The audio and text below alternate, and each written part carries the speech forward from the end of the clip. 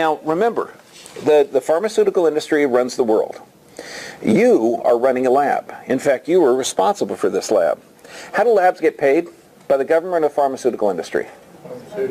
Pharmaceutical industry. So if you run a 15-year-long study costing thousands or hundreds of thousands of dollars, and it shows an unfavorable result to your boss, are you ever going to get another job? Okay, so the discussion, this is more fun. Okay, the discussion is way more fun than this. Okay, the unexpected results of the Helsinki businessman study. Okay, can you say, oh, okay, so seem to give a pessimistic impression of the multifactorial approach. I'm sorry, maybe I'm confused. 4 times the amount of death rate if you treated these people with a blood pressure and cholesterol drug. 4 times the amount of people died. Okay, I would call that pessimistic approach. Okay, as a whole, the Helsinki businessman study results cannot be interpreted as refuting the current idea of drugging the heck out of people, altering their physiology with a chemical and expecting a crazy outcome. Okay, so when the medical world says this stuff, you have to start looking at this because their statistics are wrong. I mean, you realize that there's a 100% difference in stroke if you take a blood thinning drug. If you've had a stroke, you take Coumadin. Of course, you will get all of these side effects, but there's a 100% difference. That's what the advertisement's going to say. In actuality, if you've had cardiac arrhythmias, okay, and this means your heart just skips a beat. Okay, now we're not talking about sending to the chiropractor to get the nervous system checked. The theory is that if that heart skips a beat in that fraction of a second that it skips a beat, the blood vessels somehow are so fragile they're going to glue together, form a clot, go up to your brain and kill you. Okay, you have a 94% chance of never dying if you have cardiac arrhythmias if you do nothing. I mean nothing. I mean no vegetable juice, no soluble fiber, no diet change, no chiropractic, nothing. And you have a 97% chance of not dying if you take Coumadin. Okay, so that's a difference of how many percent? 3%. However, how far away is 94 from 100? It's 6, right? How far away is 97 from 100? 3. So that's a 100% difference. I mean, this is how the studies are done. This is absolute ignorance. It's barbaric. Higher blood pressure at lower death rates. I actually put this in your packet here. Okay. Higher blood pressure at lower death rates. Turned out these people had heart damage. If you have heart damage, do you have healthy blood vessels or sick blood vessels? If you have sick blood vessels, what's going to happen to pressure to keep the same amount of oxygen flowing? Has to go up.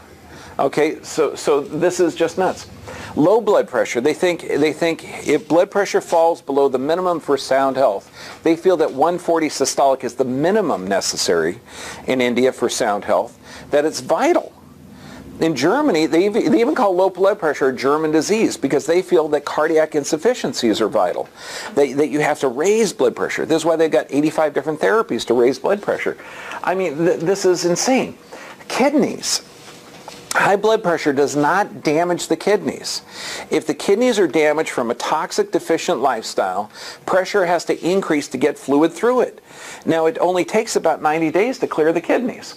There's 6 different studies here. I know they're hard to read, but we're talking the CDC, the Journal of the American Medical Association. I mean, these are all, this isn't Joe's medical journal. They all say that if you take a chemical to slow down the function, and I do this with every patient, and I'll sit them down and I'll say, look, you're taking a drug that slows your pressure down. It slows the heart down. Does that help oxygen to the brain or slow it down? I don't know, I'm not a doctor. Does it slow oxygen down to the brain? I'm not kidding, okay? What do you think happens if you slow the pressure down? It's going to slow oxygen down to the brain. The adapt by converting glycogen to glucose. That liver is going to break it down. It's going to dump it into the bloodstream to elevate it up. This is why people get on 1, 2, 3, 4, 5 different blood pressure drugs. And then they're misdiagnosed with diabetes. It's nuts. If you take a drug to alter your physiology, you're going to die an early death from heart disease, cancer, and diabetes. This one, I bought one of these. Respirate. You've got sensors in your neck. Okay, one senses carbon dioxide, the other senses pressure. If your carbon dioxide levels are high, then your heart's going to increase pressure to get more blood flow into the lungs to get the carbon dioxide levels low. If the carbon dioxide level's low, the heart's going to slow down to get that carbon dioxide levels back up. So do me a favor. Take a deep breath in.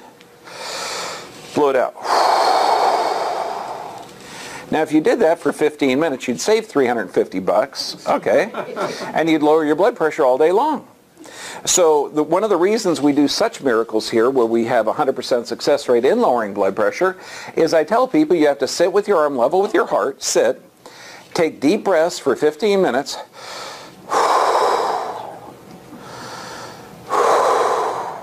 and then take your blood pressure. Think it'll be low or high? Low. Yeah, except remember, I'm talking to people that think the world's flat. They don't have the option of sitting here for a half hour to health talk. So I say, look, do you want to take blood pressure bike riding? No. Well, why not? Oh, because it'd be high. Do you want to take blood pressure while you're working out of the gym? No. Why? Because it'll be higher. Okay. Oh, so what you're telling me is that different activities are going to cause your body to elevate blood pressure. Good. Well, I'm going to tell you an activity because you want low blood pressure for some reason, okay, because you've been programmed to that, okay, that it takes 10 minutes to alter your physiology. You got to deep breathe for 10 minutes. Okay, does that make sense? Yes or yes? Yeah, I think so too. Okay. So, and that, oh, by the way, this thing, the advertisement, guaranteed to work when blood pressure drugs aren't effective, breathe deep for 15 minutes, lasts all day. What's the name of this machine? Oh, it's called Respirate.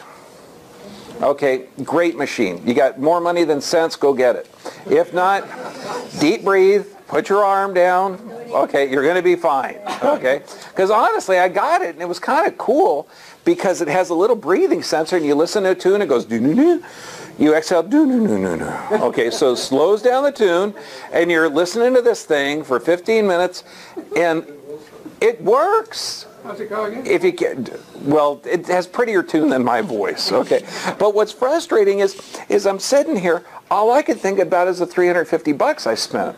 Okay, when I'd rather have that, okay, take my kids away for the weekend and just sit there and meditate. I mean, I meditate every day. Yeah, so this is ridiculous. This right here is a crime. I had a patient, she was with us for, about like 5-6 years. She moved away. Then she called me up, and then this is just a few months ago. And she said, because this is what happened. She had chest pain, okay, and left arm numbness, okay, like real severe indigestion in left arm, okay, and that's a sign of what, sir? Heart attack. Yeah, he's a doctor. He's in clinic now, right? Okay, good. So he knows. You know this, and that's what we're taught. Memorize and regurgitate. Okay, jaw pain, left arm pain, indigestion, man, get her checked for heart. So she does. They go in there, they check her for the heart, they couldn't find anything. Then they give her a radioactive dye for an angiogram. They couldn't find anything. Then they gave her radioactive dye and a chemical stress test. So she's sitting in a chair, shaking like this with the radioactive dye, and then they take an x-ray. They said, hey, we found something. Okay, I'm just guessing. Do you think 2 rounds of radioactive dye and a chemical stress test might have altered the physiology a little bit? Okay, well, anyway. So they do a couple of stents, and now these are wire cages going inside of an arterial system that expands out. Now, I know what you're thinking. Isn't the endothelia live, the lining of the heart, living tissue, and having a wire cage in there, that doesn't make much sense?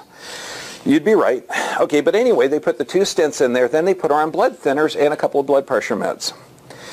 3 weeks goes by, she has the exact same symptoms, indigestion, left arm pain. And she calls me up, she's Dr. Bergman, she tells me the whole story. And I said, Nancy, do me a favor, okay? Put your right ear on your right shoulder, just leave it there for a little bit, take a couple of deep breaths. How's your left arm? It's feeling a little better. Okay, now Nance, what I want you to do, I want you to lean to the right side, just lean over here, just kind of hang out there like that. How's that feel? How's the digestion going? Hey, chest pain's a little bit better. I said, yeah, you've got irritation of the diaphragm, probably from the stomach, and you got a pinched nerve in the neck causing it. So all you got to do is just walk around like this, or get in, we'll get a fresh set of x-rays and we'll see. And sure enough, she comes in and we see pressure on the nervous system. These are the nerves that supply the heart through there. So we take pressure off of it and the symptoms go away. Of course she was off the drugs. But how accurate were the tests they gave her? An angiogram, okay, you can put accurate 22% of the time. Read that backwards. It's inaccurate, what? 78% of the time. Now you get the same test read by the same person, it's only accurate less than a third of the time. Stents cause clot to forms because they can't put this wire right around the area that's damaged. It might not cover it, it might not be there. Then they tried to medicate the stents. Now, a few weeks ago, the industry, the pharmaceutical industry, is now exempt from any lawsuits from any chemical they ever produce. So, you know how Vioxx killed 60,000 people, killed more people than Vietnam? They cannot be sued for things like that anymore. The Supreme Court held them up. Or held up, no, this is a brand new rule, but they cannot be sued for any product they produce that damages or kills. Iceland reduced their coronary heart disease rate 80% in 20 years. Ours went up. They found out that the miracle heart attack disease prescription turned out to be getting more exercise, eating nutritious foods, and not exercising. What does that do to the arteries? It cleans it. I know, this is just common sense. 1 serving of vegetables a day reduces the heart attack risk. See, blood vessels don't clump together, or don't clot, they clump together. They can't clot in the arteries. They can clump. If you have polyunsaturated fats like canola oil or cottonseed oil or soy oil, all of those polyunsaturated fats cause the blood vessels to get sticky and they clump together. You got sticky blood, what's the pressure has to do? It increases not to do damage, but to keep you alive. Okay, you take vegetables, it separates the red blood cells. That's a clogged artery and a clear artery. There's a RaveDiet.com, the movie that we have here that we bought about 50 copies of called Eating. You see a medical doctor that had a heart attack. One artery 85% occluded, the other 90% occluded. Cleaned them both in 90 days. Arteries can be cleaned. I mean, Ray, 12 years of high blood pressure. He didn't have high blood pressure. He didn't have high blood pressure. He was diagnosed with high blood pressure. Did he have damaged arteries? Yes or yes? Did he have evidence of physical pain? Yes. High blood pressure is an adaptation. It's not a disease. Okay? Yeah, luckily I wrote the book. I forgot to put the picture up here. This is what you require for health. You cannot regulate your physiology with a chemical and expect to get a positive result. It's impossible. It's a violation of biological law. Does that make sense? Our entire medical system is built on a lie. Okay? It's completely false. It's completely false. You need to get your nervous system checked. You need to get regular exercise. You need to get proper nutrition. This means if man makes it, you don't eat it. Polyunsaturated fats, most of the packaged food, most of the genetically modified foods, all of those will damage the nervous system, damage the arterial lining, leading to the body to protect itself by elevating what? Blood pressure. And if you got real damage, it's going to elevate cholesterol to do the tissue repair. Sufficient rest and prayer and meditation, because we're more spirit than matter. I mean, that's vital.